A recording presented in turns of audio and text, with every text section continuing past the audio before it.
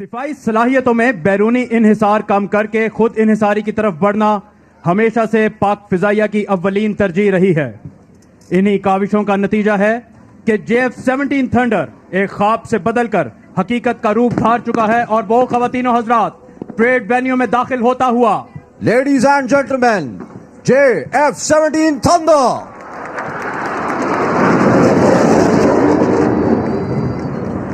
तेरा जौहर है नूरी, पाक है तू, फरोगे दीदाए अफलाक है तू, तेरे सैदे ज़बू अफरिश्ताओ हूर के शाहीने शहे लौलाक है तू।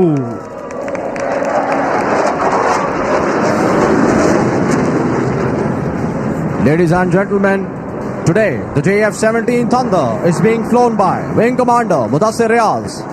And after completing the turn, the pilot is heading towards the left side of the venue and will be performing a maneuver called Half Cubanate. ख़वातीनो हज़रात, अब पायलट आपके सामने जो मुजाहिरा पेश कर रहा है उसको फिजाई इस्तिलाह में हाफ क्यूबनेट कहा जाता है। फिजा में 8 का हिंसा बनाते हुए इससे तैयारे की फुर्ती और चाबुकदस्ती का अंदाजा बखूबी लगाया जा सकता है।